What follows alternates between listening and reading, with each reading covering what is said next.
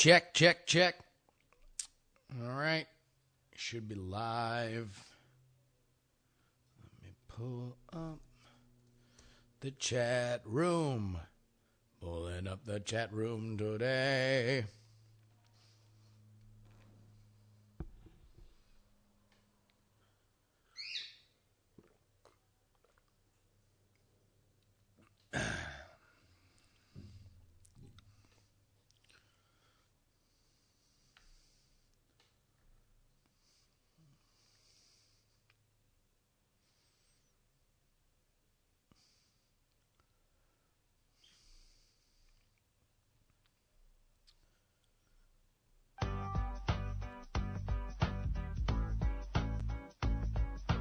Give me that good thing, gotta have it right now. Whoa. All right. Can you guys hear me? Do. Yes? What about...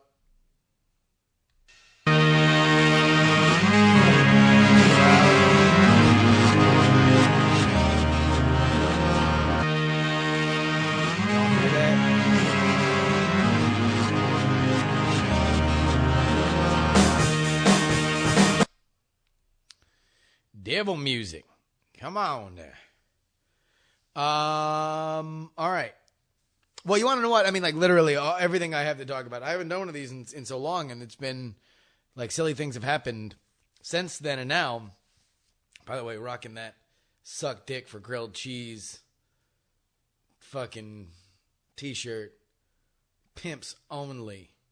Rocking suck dick for grilled cheese fucking tees. Hell yeah. Yeah. And I have an update on Hitler Airlines. Hitler Airlines has been, apparently when you publicly associate their brand with Hitler, for a week, they tend to be more responsive customer service wise, the more you associate them with Hitler. But all right, we'll get into that. Let me get my recording shit set up.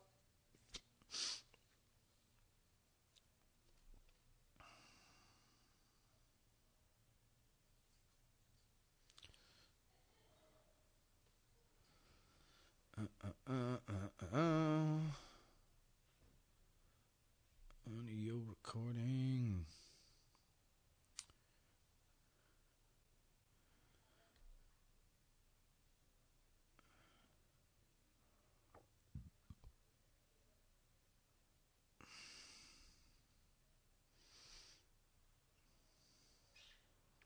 Check, check, check.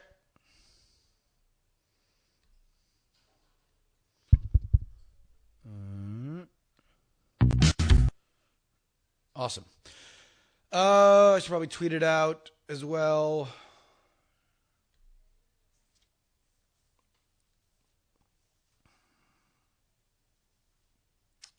So many choose it.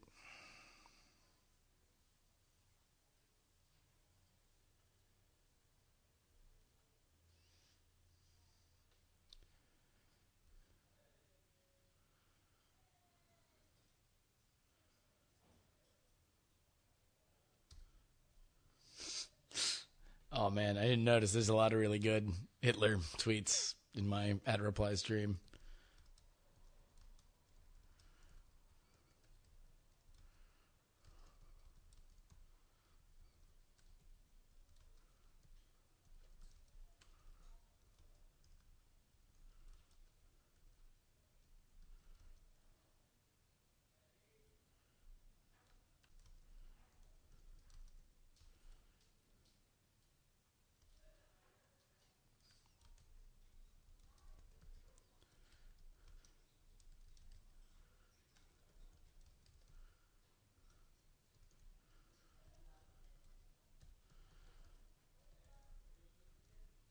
So is it Justin Robert Young or Justin R. Young? I always forget.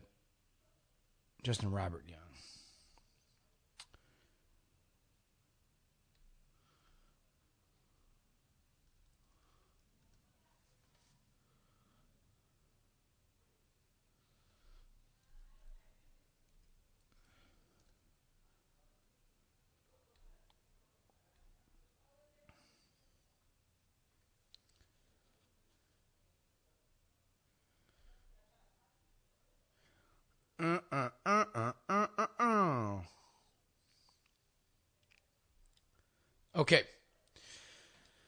It's Dragon Con week, ladies and germs, which means we're going to start. Here, you want to know what? I'm going to record this intro. Because it deserves to be heard. This song deserves to be heard. We had a big episode of the JuRY live stream coming up for you, but it's Dragon Con week. Me and Brian Brushwood call it Christmas. The Atlanta flavor is seeping into all of our bones, and it would absolutely be a travesty if we did not start this bad boy off without a couple of Atlanta's finest. Let's kick this bad bitch off. So, I typed a text to a girl I used to see, saying that I chose this cutie pie with whom I wanna be. And I apologize if this message gets you down. Then I CC'd every girl that I'd CC round town. And hate to see y'all frown, but I'd rather see her smiling. Wetness all around me, true, but I'm no island. Peninsula, maybe. Makes no sense, I know crazy. Give up all this pussy cat that's in my lap, no looking back. Spaceships don't come equipped with rear view mirrors, they dip as quick as they can. The atmosphere is now ripped. I'm so like a pimp. I'm glad it's night. So the light from the sun would not burn me on my bum when I shoot the moon. High jump the broom like a preemie out the womb. My partner yelling too soon. Don't do it. Reconsider. Read some litter. Sure on the subject. You sure? Fuck it. You know we got your back like chiropractic. If that bitch do you dirty, we'll wipe her ass out as in detergent. Now hurry, go on to the altar. I know you ain't a pimp, but pimp, remember what I taught you. Keep your heart, 3 stacks. Keep your heart, hey, keep your heart, 3 stacks. Keep your heart, man, these girls are smart. 3 stacks, these girls are smart. Play your part. Play your part. My bitch a choosy lover, never fuck without a rubber. Never in the sheets like it on top of the cover. Money on the dresser, drive a compressor. Top notch hoes get the most, not the lesser. Trash like the fuck for $40 in the club. Fucking up the game, bitch, it gets no love. She be cross country, giving all that she got. 1,000 a pop, I'm pulling billions off the lot. I smashed up the gray one, bought me a red. Every time we hit the parking lot, we turn head. Some hoes wanna choose, but them bitches too scary. Your bitch chose me, you ain't a pimp, you a fairy.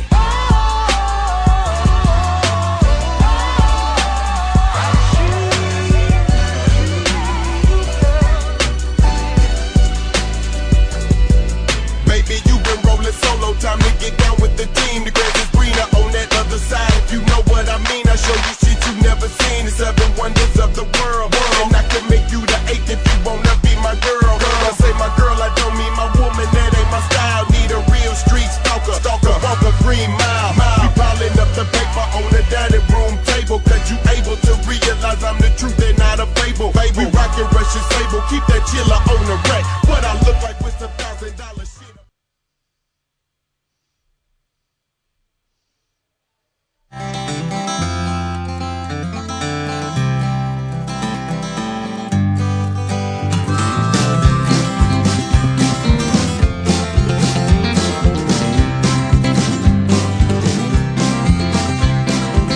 On the day that we met on the internet, I asked her for a photograph. Oh, she sent it over to me, said, I know it's ugly. And I said, girl, I ugly choose ain't your Cherub. That is the International Players Anthem by UGK and Outkast. That was the Possum Posse playing All Right by Mine. And this, dear friends, is the JuRY podcast. And boy, is it jam-packed, because my life has been filled with folly since we last met on these internets.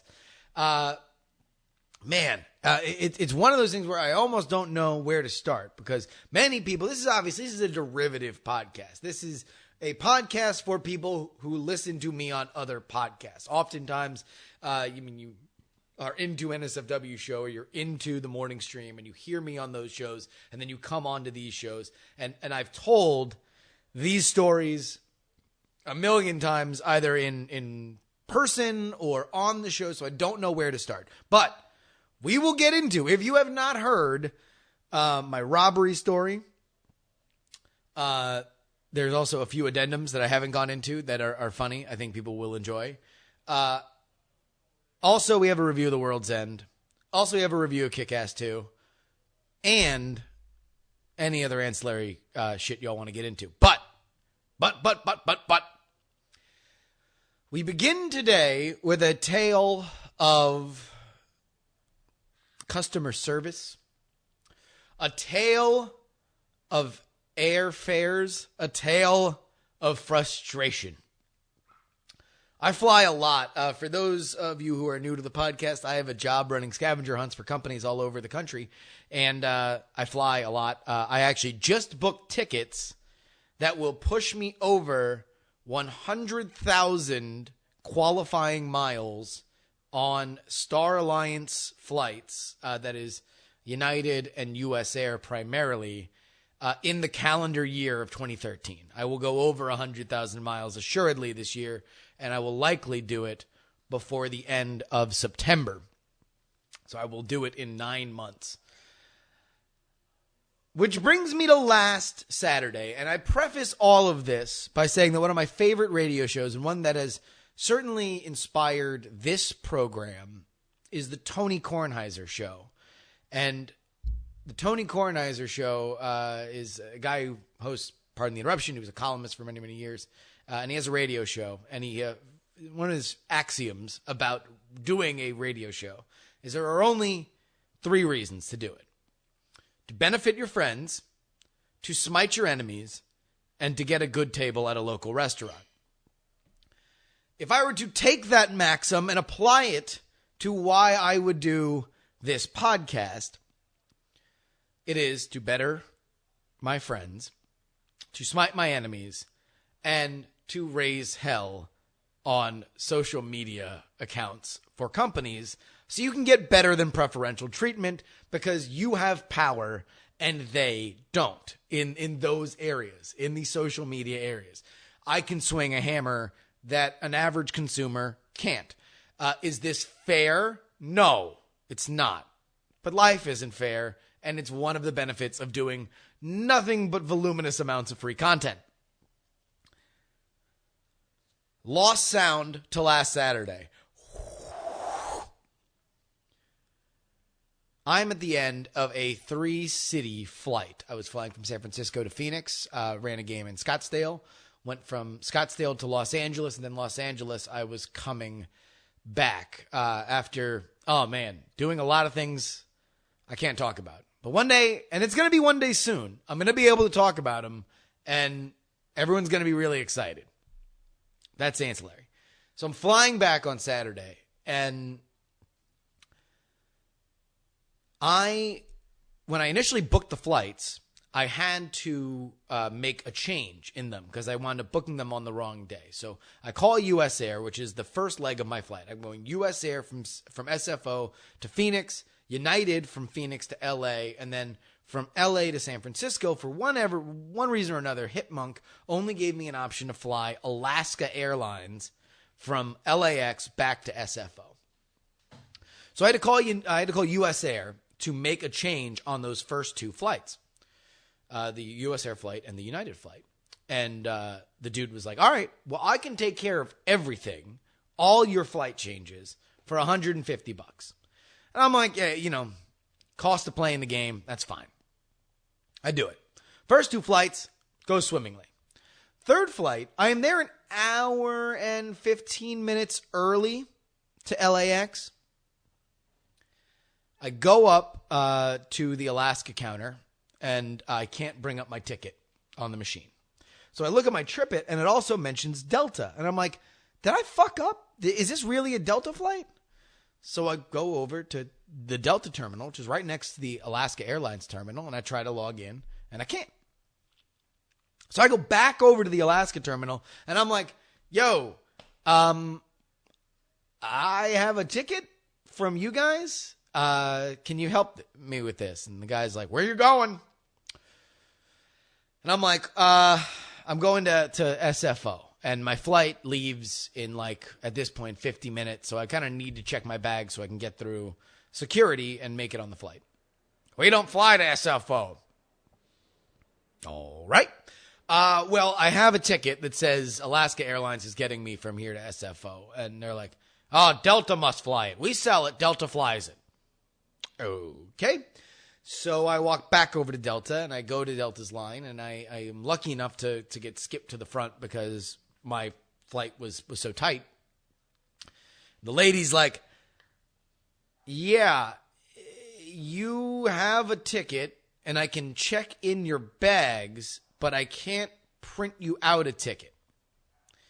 What follows is about 45 minutes of extraordinarily frustrating chatter between everybody behind this Delta counter as a line stretches like a comical snake, out the terminal, because I am just taking up the one customer service counter, apparently, that does any kind of work. Phone calls are made. They're typing into these computers, and we'll loop back to how old fucking airport computers are. But they are the lost computer. Basically, they're looking at a green glowing screen, and they are entering in fucking DOS commands. It's really insane. It's crazy that we run an industry on computers that are less powerful than a fucking Go phone at this point. It is really ridiculous. But finally, they come to the conclusion that U.S. Air, when they changed the times on my first two flights, suspended the ticket that I had on Sunday, which was, oddly enough, the only leg of the trip that didn't need to be changed. The other two needed to be changed, got changed fine. The one that didn't need to be changed was suspended. The time for my initial flight has come and gone, and there's another flight that leaves at like 6 p.m.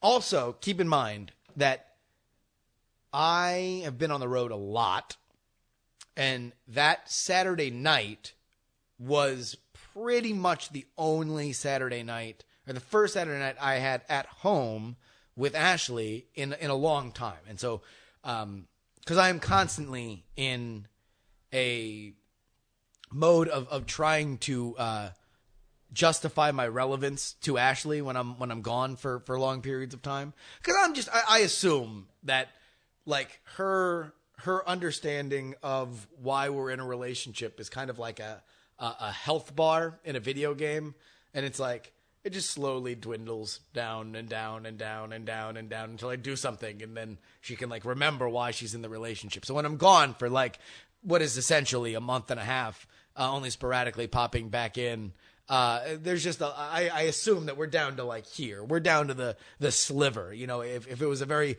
clever game to illustrate how close you were to dying, it would be flashing rapidly.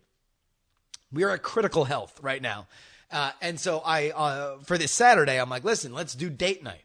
I'll come in, we'll get gussied up. We'll drive or BART into the city. Maybe you can meet me in the city. We'll go to a nice fancy dinner. We'll come back, and then I got to get up because I was flying out on Sunday. I had to get up at like 6 a.m. to get back on a flight. This time I was going to Columbus.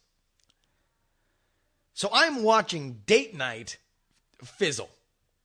I am watching it just disintegrate. And I'm watching that, that critical health bar just like beep, beep, beep, beep. I'm at my wit's end. Finally, the Delta lady says, okay, here's the deal, dude. U.S. Air is not calling us back. We can't get this ticket unsuspended. So I can sell you another ticket, and I'll give you all the information. I'll honor the fare, but it's going to be more because the flight had gone up from the time that I booked it. So it was more expensive. And also, you have to pay for some checked bags because I'm not on, not on U.S. Air. So I don't have status with Delta. And, it's one of those things where, like, I had my problem solved. I was able to get on that second flight. But it feels so ridiculous. Number one, it feels ridiculous to bitch about this kind of stuff because nobody flies. In the grand scheme of people who fly for a living, these problems seem very, very big because it's part of your daily life. Imagine if your car was really, really unreliable. You used your car to get to work every single day, and every once in a while, it just spit in your face. And you're like, I didn't know cars had saliva. And your car said, yeah, fuck you, I do now. Then you would be like, fuck, man, I'm sick of my car spitting on me. And then other people will be like, well, I don't have a car, or my car doesn't spit on me. And it's hard to justify to other people why this is a problem. If you don't do it all the time, it's hard to do it. And it's a very expensive mode of travel. So I feel bad bitching about air stories because, it is kind of first world problems, but also it is a problem and it's frustrating and I hate it. So I'm livid and I start tweeting my hatred for US Air. I've also never gone on Twitter and destroyed companies before because that's another thing that I kind of feel is a little bit cheesy, but I was so pissed off that I was ready to go to fucking war. And also I just generally don't like US Air. US Air tends to give me a far shittier experience than United. And they're the only two primary airlines on the Star Alliance network. So I start fucking lighting into these assholes on Twitter. And what I think is the funny idea is that I start doing RT at Hitler. So as if Hitler had a Twitter account and I was just retweeting him things about how United is great, or US Air rather is great. So I think the first one was at Hitler. When US Air first came to me to be their spokesman, I wasn't sure, but then I took a closer look and understood just how much we have in common. And I promptly get a DM from US Air. And US Air says, fill out this form. In the thing, leave a memo on when we should call you back, and we'll give you a call back, and we'll settle this. Now I'm like, all right, had my fun. Making Hitler jokes. We're good. Nothing happens. I wind up calling back to US Air's phone thing, and I'm like, all right, listen, I want to talk to somebody about this on the phone now. They're like, well, we can't. You have to just file a thing. And I'm like, I already filed a thing. Should I file another one? And they're like, sure. So I file another one. And I make a note.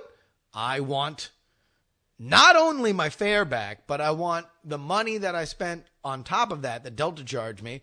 And also, I spent $150 to have my fucking fare fucked up. So fuck you. I want that back too. And again, Star Alliance Gold member. Like, I'm as high as you can get in the Star Alliance chain. Nothing. So today marked a week since this had happened. It happened last Saturday. So I start lighting into him on Twitter again with more Hitler tweets, which I found in my writing of U.S. Airways Representative Hitler. He kind of evolved the use of hashtags, which I think is funny. Like, it's funny that Hitler would be like trendy. Like Hitler on like a Hitler character on Instagram would be kind of funny if he was just like the over hashtag person that's just like putting a billion hashtags so anybody searching those hashtags would find them. All right.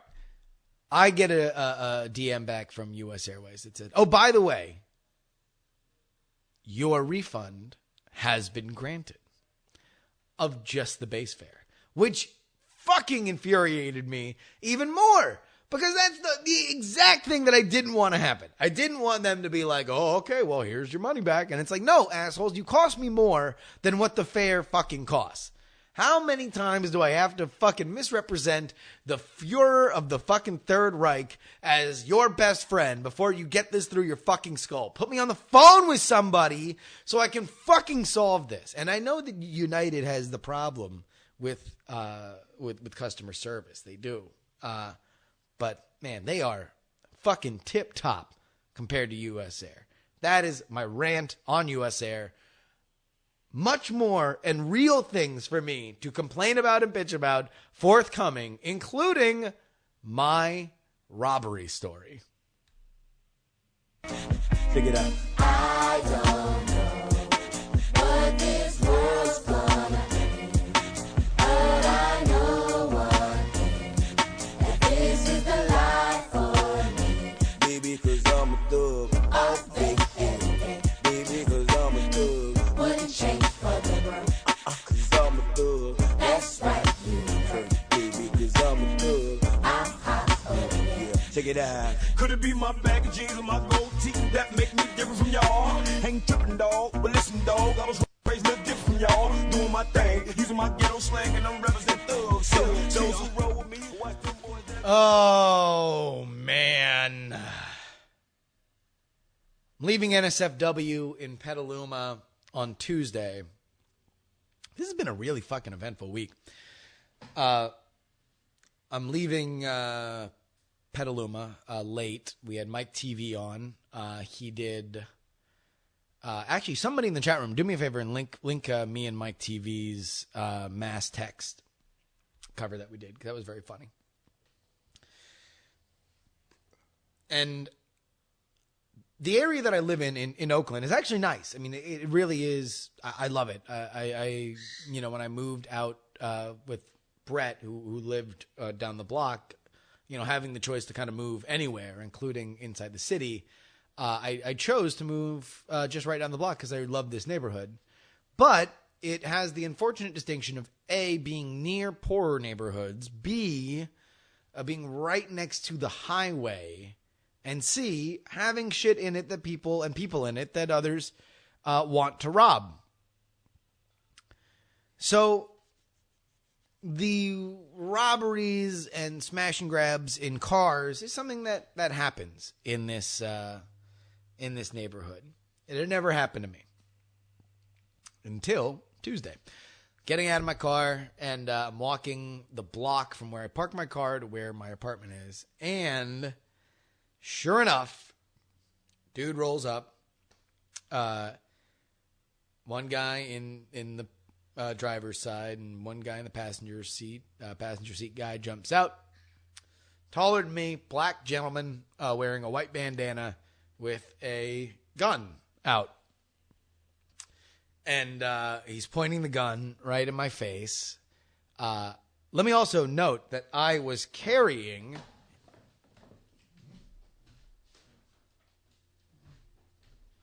And I hold up now for the benefit of everybody watching live. If you're listening to this on the podcast, I'll do my best to explain it. These Bravin 855 wireless Bluetooth speakers. They retail for $300 a piece. They wirelessly connect. I'm going to be reviewing them for before you buy. And I picked them up at Twit when I left NSFW, and I was bringing them back so I could test them over the weekend. Now, when a man drives up in a late 90s Honda, jumps out and points a gun in your face, and you are carrying two boxes of speakers that are each worth $300 retail, I assumed that's why I was getting robbed, that I had fucked up and carrying expensive stuff. And, in the parlance of Chris Rock, if it was a TV... I should have snuck it in at 2:00 in the morning in a baby crate and hoped people thought it was a bassinet. Hope ninnies thought it was a bassinet.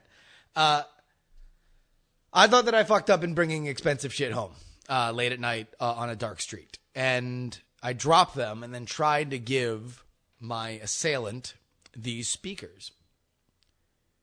Nah, man. Just a phone. Just a phone. They, apparently the dude just wanted my phone. Now, there are a couple things that are very, very odd. Number one, just how much are you flipping a phone for? Like, I guess any money is money, but on Gazelle, I had, he hit the lottery with me. If he's just out trolling for phones, number one, I looked like a goddamn homeless person, and I have an untouched, in case, iPhone 5. So it's a good condition iPhone 5 on Gazelle right now. I think you can get about $300 for it. I don't know what kind of, I mean, I guess it'd be an interesting conversation I could have with him on where he's going if he's got a guy. But I can't imagine a guy paying more for it unless it's somebody that, is trying to get my personal details so you could like sell the identity or whatever. Anyway, won't take the speakers, takes my phone. I immediately have two reactions. I'm a OCD freak about my earbuds. I've left on trips only to return, for my earbuds when I realize I don't have them. I freak out and get really nervous. Like one of my greatest fears in life is to go on a trip and forget my earbuds, which very rarely happens because they are in my ears constantly. In fact, the biggest thing that changed when I moved in with Ashley was that I had way less time of in-ear bud, because living by myself, that was never an issue before. I never had to worry about other people wanting to talk to me because I worked alone by and large, and I lived alone by and large. I'm R.L. Stein. Earbuds in my ears. So when the dude asked me for my phone, I unplugged them. I unplugged my earbuds. Because it's the one, if I have to rescue the one family album from the house on fire, it was going to be my earbuds. So I hand him the phone, at which point I immediately realized that I have a wallet case, and my ID and my credit card are both on this phone. So as he's walking away and getting into the car, I'm like, hey man, can you give me my ID? It's on the card. It's on the phone. And he stops. And you got to wonder what's going through his mind. Because now he knows it's an iPhone. If he has robbed phones before, and therefore this is a vocation for him, he probably knows the difference between phones, or knows the difference enough to know what he's going to get from the phones just by the way they look. And if he notices that it's an iPhone 5, then he knows that this has gone about as well as he could have hoped, because I don't think there's any other phone on the market that's going to sell for more money than an iPhone 5. And you have to wonder if there's just a spark that this man has represented such a haul that maybe I should just grant him this one request in leaving his ID. And I had this vision, and all throughout the robbery, whereas afterward I'm thinking back that there was like a moment where maybe he tried to get the ID out of the back of the wallet, but it's kind of stuck in there. Like I kind of developed like a little leverage move to like pull it out. And then maybe he reached for it, and maybe he even got a fingernail under it, and he was about to pull it out because he stopped. Was he thinking? Was he going to pull it out and just leave it on the ground as they drove away? But no, he did nothing. He just got in his car and he drove away. So I'm all jacked up on adrenaline. I still have boxes for these Bravin 855 speakers. I still have, that's Cooper over there. Maybe I'll show off Cooper one of these days, but he's very scared. I still have, not only my iPad, but because of what I travel with two MacBooks, a MacBook Air and a MacBook Pro, an iPad, a 3M projector with a Roku stick in it, and a Kindle in my backpack at all times. So I have $600 in retail value in the Bravin speakers, two laptops, which if he is getting shit for any kind of identity theft stuff is way richer than my phone, which I can shut off remotely. An iPad and the Kindle and the 3M projector. So we left all that there. But as I replayed it in my mind over and over and over again, I kind of started thinking like, oh man, how could it have gone differently? Should I have done something different? Like, is there a way I could have gotten away with not giving him the phone? Also, that gun didn't look real. Like, should I have pressed my luck on that? That, like, you know, be like, say something? But they were all just lines from Pulp Fiction. I was all just like, I hate to spoil this, but this ain't the first time I had a gun in my face. But, like, it was the first time I had a gun in my face, so that would be a blatant lie. But then again, if he had a fake gun, then maybe that would have been apropos. Get back, call the police. But meanwhile, I have to fly to L.A. the next morning. And I now have no ID. So I have a passport that like helps me get into get on the flight. But the big moment of truth is going to be when I get to Advantage Rent-A-Car and try to rent a car. When you get a California driver's license, they put a hole in your old one. So I've kept my Florida driver's license just so I would have another form of legal identification, but it has a hole in it. So it's not a legal, valid driver's license. So I get to Advantage Rent-A-Car, and this completely shapes the rest of my trip in LA. Like, it shapes where I'm going to get a hotel. Like, I would have to get a hotel literally right next to Venice Beach or on Venice Beach. I'd have to just pay the premium if I couldn't have a car, because that would just have to be how it ran, because that's where the game was. I get up to the moment of truth. I get up to the counter. Lady's like, all right, I got your reservation, Justin Young. Can I see a credit card and a form of ID? Or driver's license, rather. So I give her the credit card, and I give her my Florida license. She takes a look at it. She says, why is there a hole in it? To which I say, the one thing that I had thought of in case somebody asked me that question. Because I used to keep it on a keychain. At which point, she illegally rented me a car. I'll be right back with movie reviews. When I think of those East End lights, muggy nights, the curtains drawn in the little room downstairs. Prima Donna, Lord, you really should have been there, sitting like a princess perched in her electric chair. And this one more beer, and I don't hear you anymore.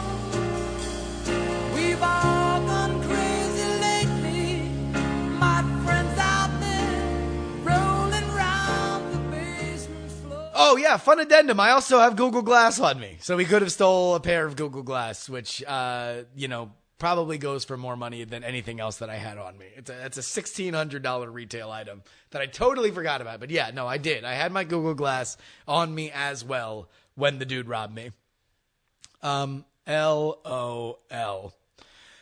All right, I saw a couple movies over the last week. I saw Kick-Ass 2. I saw The World's End. I will begin with The World's End because it kind of dovetails into my thoughts on another movie, Pacific Rim.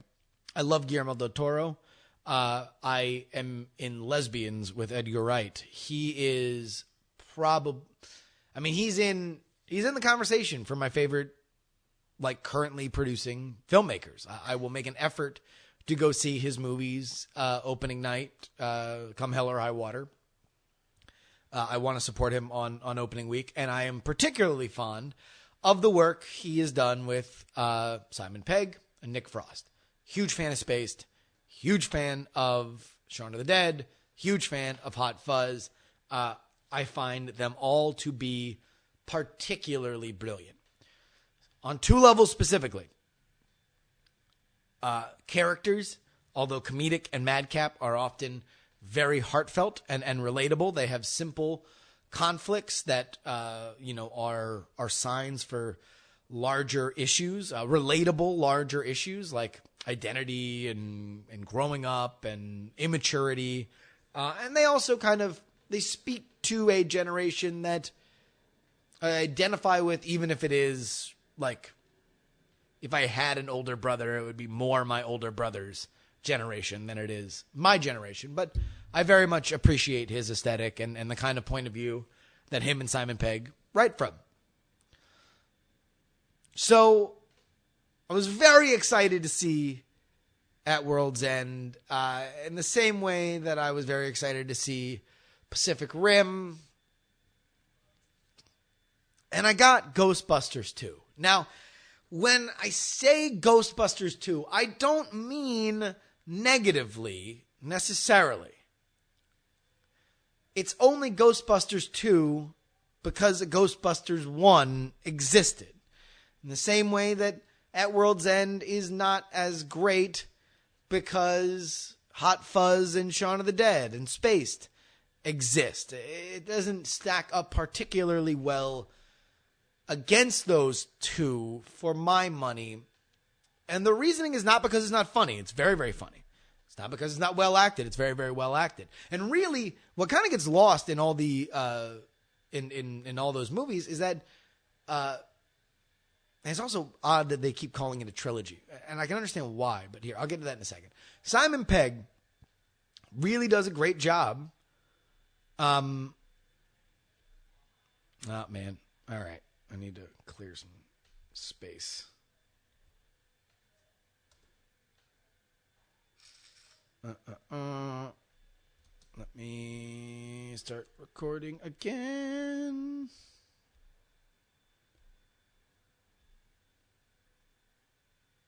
Check, check. Sorry, guys. I needed more space. Here we go.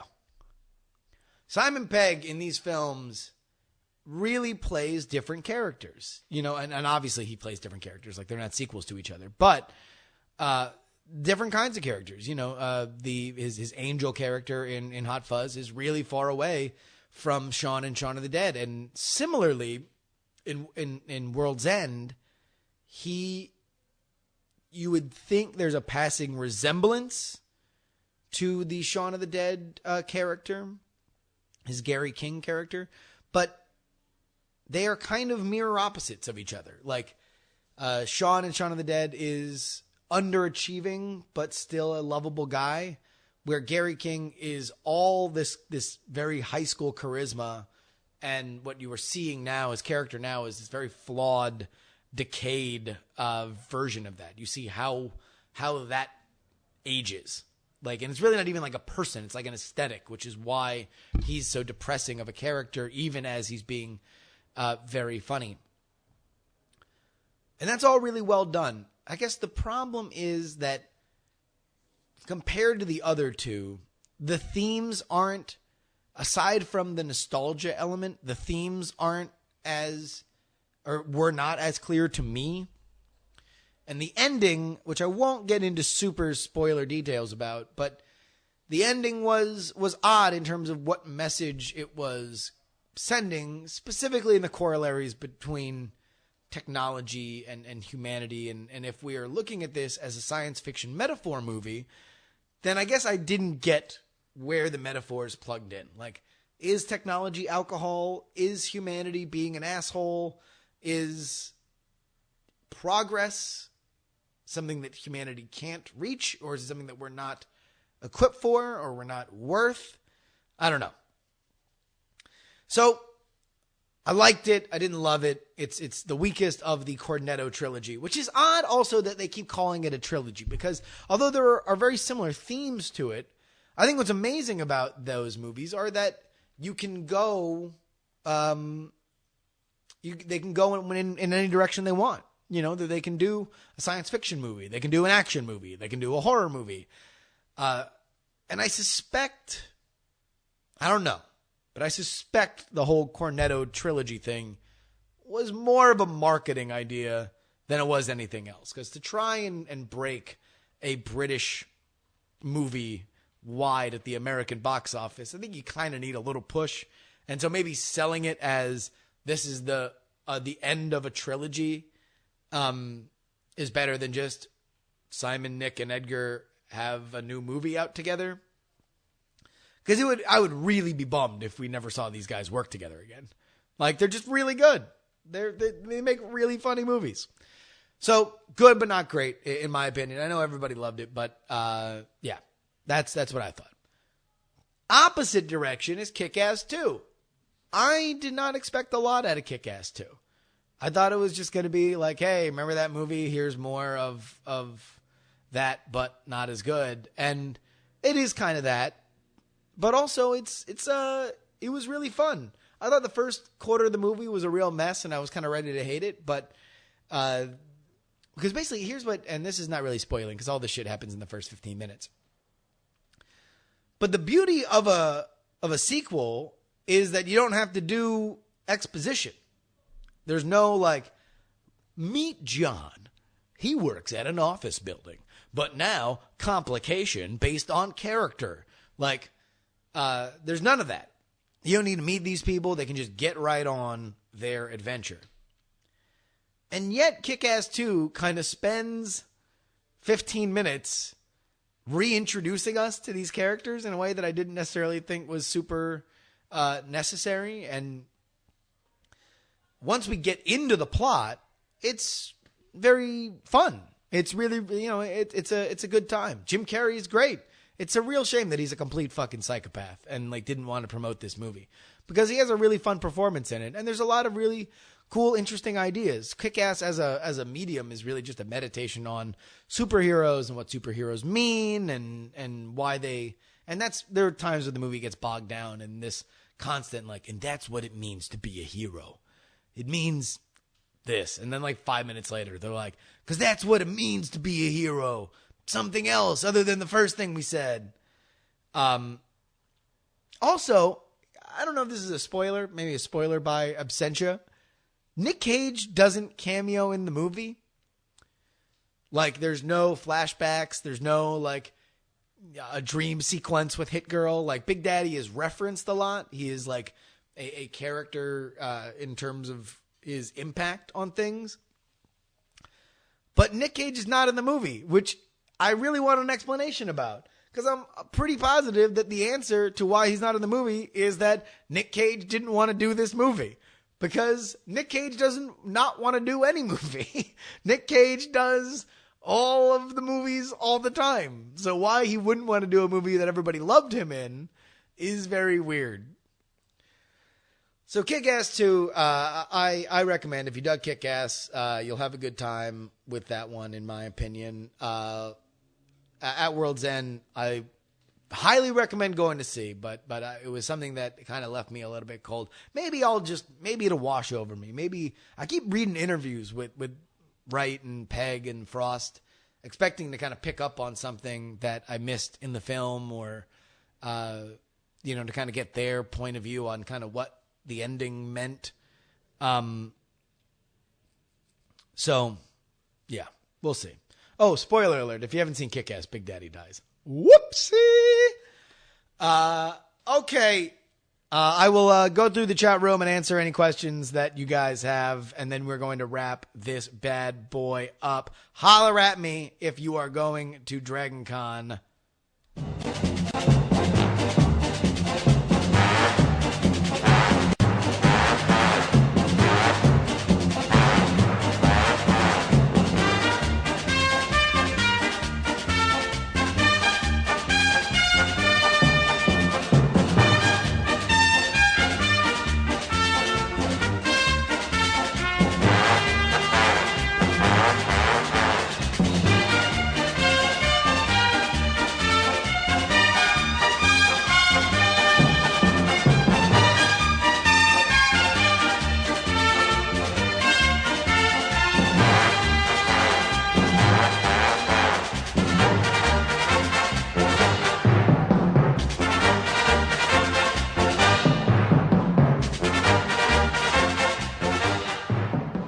A few addendums to the stories I told today. Firstly, when I got my phone robbed, I needed another phone. So I got this at the local AT&T store in Santa Monica where I was.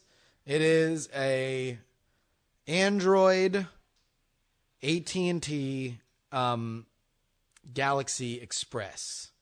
My initial thoughts, I hate it. It's really slow. I didn't know that shitware on phones was still a thing.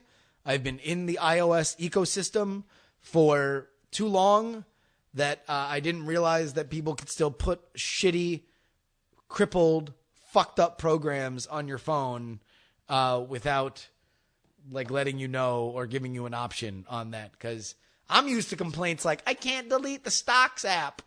And it's like, at least that's a fucking app that some people use. Or like, I can't delete the Apple apps. And it's like, yeah, no, you should be able to delete those. Fuck that. That's horse shit. But at the same time, like, at least those are like built to function, as opposed to some of these fucking AT&T apps are just straight horse apples, shithole garbage. So, and this is not necessarily a knock on Android itself. It's more on the phone. I'm going to try and return this and get another higher end Android phone on loan from Twit that I'll kind of do a review on, and hopefully that'll give me more of a sense of what a top-end Android system, a top-end Android handset is more like. But as of right now, man, I've never used my iPad more. I'm grinding on my fucking LTE connection on my iPad. Which brings me to one more story. So I'm flying back from Los Angeles the most recent time. Not the time that I had the problem with Delta/US Air, but rather the time just a couple days ago. I'm flying back, and I'm looking ahead of me at 4 days off. I have Friday, Saturday, Sunday, and Monday off, and then I fly out to Columbus and then down to Atlanta for DragonCon. I'm so pumped. Oh, my God. 4 fucking days. At which point I wake up on Friday morning and I realize that while I was getting drunk in first class because I got upgraded, boom, I forgot my iPad on the plane. So that morning, Friday morning, I have to drive to the DMV to file all the paperwork to get a new California driver's license. And then I have to go to San Francisco International Airport, old SFO, so I can get my fucking iPad back. Because apparently I don't spend enough time at that goddamn airport. I need to spend my free time there just to mingle amongst all of my friends. So I call United and I'm like, hey, listen, I left my iPad on this flight. I'm tracking it now. I know it's on premises at the airport. Is there any way I can get it? They're like, well, fill out a form. We'll get back to you. All right. So I fill out a form. And I'm like, all right, I'm just going to go down there and I'm just going to try and get it because the battery is only going to last for so long on that iPad. And I would rather just go to SFO and be like, listen, it's here. Show it to somebody and be like, can we just get it? It was on the flight. The problem was I was the last flight in and they did not send that airplane back out. They instead put it in like the we'll clean this shit later warehouse. And it was just sitting in there in first class in the little pouch up front. So getting back to the fact that all the computers these people use are fucking ancient. This lady is like, she's really nice at United, but she's typing away on this thing. And she's like talking to the guys and the guy's like, yeah, we need the airplane number. And she's like, yeah, I can't find it. And in like 2 seconds, I'm like, yeah, it's 8165 because I have my United app. Like, it's from United. Like, the app is from United. And I have more information on my phone than they do on their fucking ancient computers that their, Desmond used to use. And they're fucking communicating with the Aero station. Ugh. So finally, I get my iPad back. Everything is right with the world. We're waiting out until the new iPhone is announced so I can get that. I'll be very excited when that happens. But until then, I'll use a couple Android devices and it'll be a hilarious, fun time.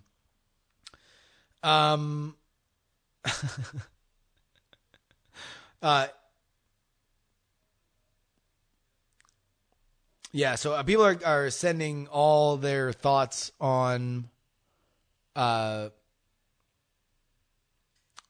phones and everything.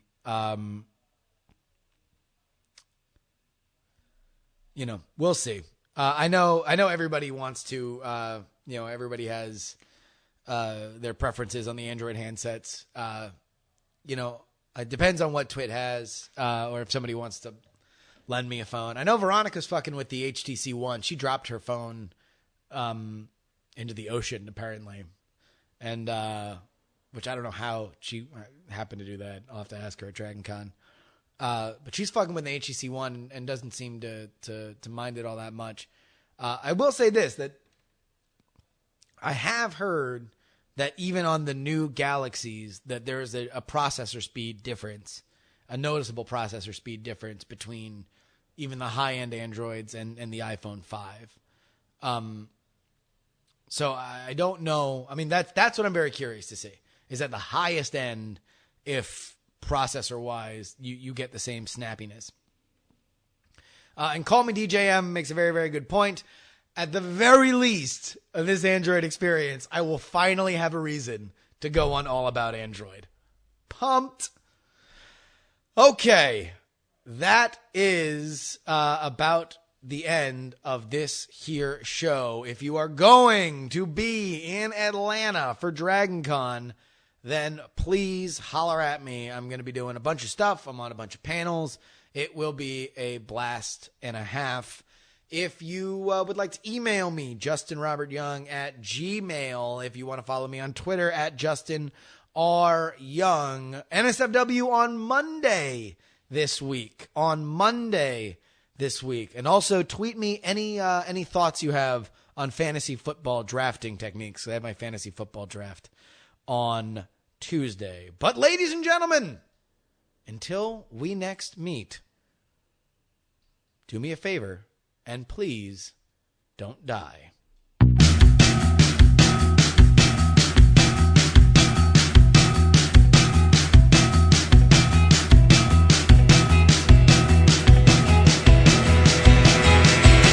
What do you say we both just leave? Why is there more here left to see? I don't understand, is it? Hey, so we've been talking for a while, and I thought we were cool. Did I miss something? Why didn't I get your mass text? I'm in your context. Why didn't I get your mass text? I'm in your context. The party invite's made and you just push send. I'm confused cause I got left out again. I like you. This is not enough. Trying to reach you. It's so tough. So why didn't I get your mass text? I'm in your context. Why didn't I get your mass text? I'm in your context. Yeehaw! baby, just hang out with me, then you'll see. To your hottie heart, I hold the key. It's so easy to check my box. Your texting etiquette, no, it sucks. It sucks. Why not get your mass text? I'm in your contacts. Why not get your mass text? I'm in your contacts. Yeehaw! Oh why didn't I get your text? You're a mess. I was ignored and burned, now the tables turn, and the cell phone's in my hands. Why not get your mass text? I'm in your contacts. Why not get your mass text? I'm in your contacts. Why not get your mass text? I'm in your contacts. Why not get your mass text? I'm in your contacts. Oh my goodness, ladies and gentlemen. Good night. All right, recording's done. I'm going to post this. I got other shit to do. I love you guys. If you're going to be at Dragon Con, holler at me. Suck dick for grilled cheese. Fucking rocking the suck dick for grilled cheese t-shirts, if you please. If you're wearing a suck dick for grilled cheese t-shirt at Dragon Con and I have a beer on me, I'm going to give you one. That's a guarantee. So flex those suck dick for grilled cheese t-shirts. I'll chase you down. You're not going to come see me. If I see you, I'm going to throw a beer at you. I don't mean that violently. I mean that in a friendly way. I'm just going to be like, hey, metaphorically, here's a beer. It's not like, fuck you, full beer in the face because you're wearing a shirt that I own. And if you don't drink beer, then just spray it on the nearest cosplayer, and they'll laugh. It'll be like that one scene in Ain't Nothing But a G Thing. Psst. What was that lady doing at the party? Anyhow, I love you guys. I will talk to you later.